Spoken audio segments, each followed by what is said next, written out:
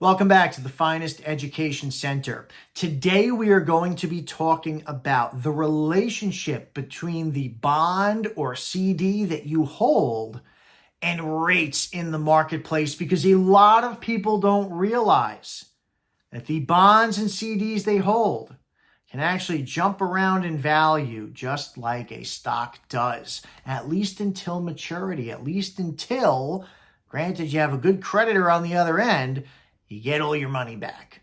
Okay? So why does the price of a bond jump around as yields or the interest rate, right, in the overall environment jumps around? What is that relationship? Well, it's an inverse relationship, meaning if I have a bond, a 5-year bond that pays 1%, I'm going to use an extreme example here, and rates go up, and now Joe Schmo can go get the same bond, but it pays 5%. What do you think happens to the value, the market value of my little 1% bond?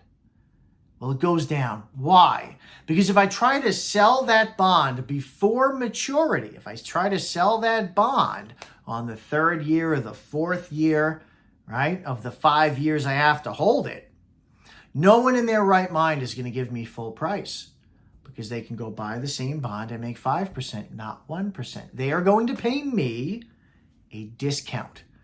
And that's what we have called a discount bond, right? I have to sell it for less because everything else is paying more. Now, what happens when rates go down? Well, if you're a bondholder, you're pretty happy about that, usually, because the bonds that you have are now worth more money.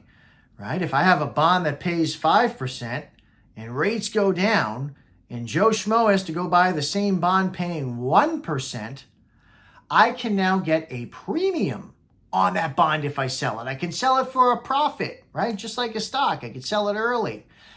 So when rates go down, the value of my bond paying more goes up.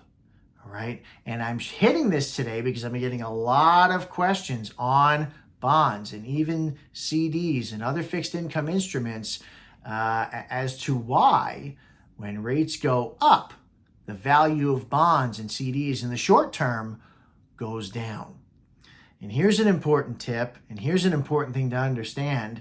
If you're going out buying 50-year South African bonds and rates go up, well, guess what? Your bond is going to be impacted a lot more, because it has a longer duration.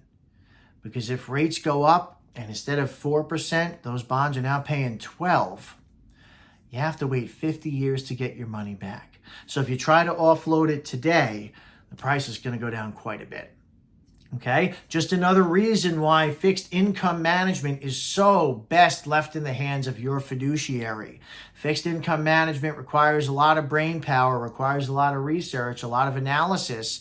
And, it's really something you want to run by a professional before you jump right in, especially if you have a larger, more complex portfolio, and especially if you are distributing those assets to yourself and you've reached that phase of retirement planning.